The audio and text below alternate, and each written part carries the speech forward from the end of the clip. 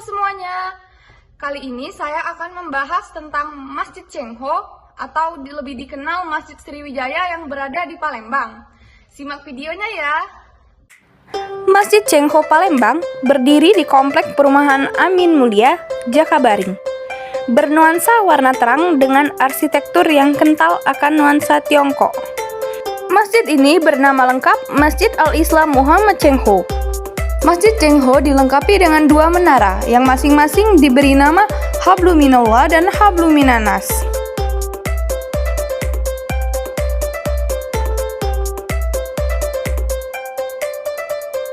Kedua menara Masjid Cengho Palembang memiliki 5 tingkat yang melambangkan jumlah 5 salat yang dilakukan dalam sehari. Tinggi menara mencapai 17 meter. Angka tersebut merupakan simbol dari jumlah rakaat yang perlu dikerjakan oleh setiap muslim dalam sehari. Sementara di bagian luar menara dibubuhi ornamen khas Palembang.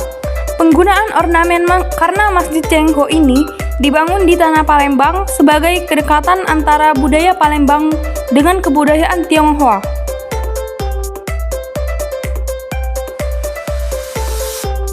Bagian dalam Masjid Cengho dominan berwarna merah, warna yang identik dengan kebudayaan Tionghoa. Arsitektur Tionghoa juga terlihat dari daun pintu yang terdapat pada pintu utama masjid. Pancang-pancang dan ornamen pagar pembatas di atas makin mempercantik tampilan interior masjid yang kental akan nuansa Tionghoa. Dalam penyebaran Islam di kota Palembang, khususnya Cengho, maka cerita ini kita mulai dari masa kerajaan Sriwijaya. Bahwa diyakini Islam sudah hadir di negeri kita Palembang ini sejak tahun 1 Hijriah, yaitu abad ke-7 Masehi.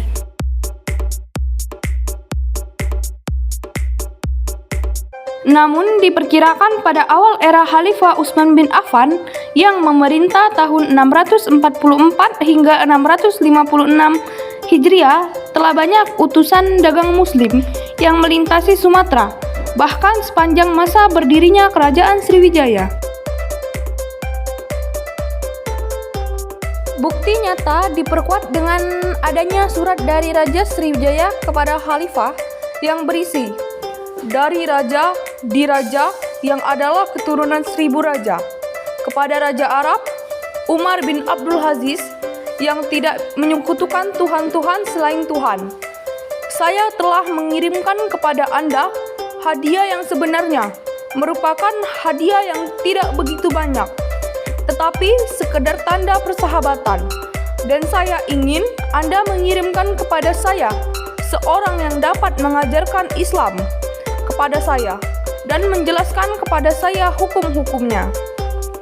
Yang saat ini surat ini masih tersimpan di museum yang berada di Spanyol.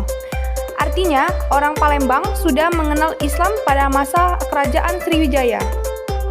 Kerajaan Sriwijaya juga memiliki hubungan yang baik dengan Kekaisaran Cina.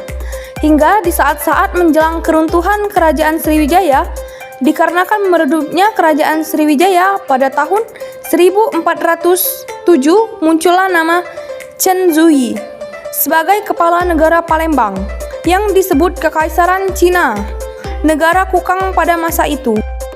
Kekuatan Chen Zuyi di Palembang diperkirakan lebih dari 5.000 pasukan dan 17 buah kapal. Chen Zuyi sebenarnya bekas orang perwira Angkatan Laut Cina, asal Kanton.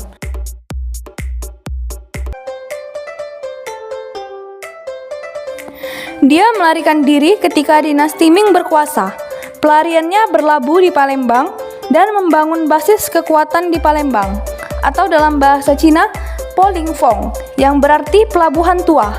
Selama berkuasa di Palembang, Chen Zuyi menguasai daerah sekitar muara Sungai Musi, perairan Sungsang, dan Selat Bangka.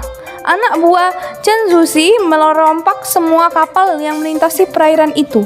Saat inilah pertama kali Cengho atau Zehe menampakkan kaki ke Palembang. Baiklah teman-teman, itu saja yang dapat saya sampaikan. Semoga bermanfaat bagi kita semua. Terima kasih.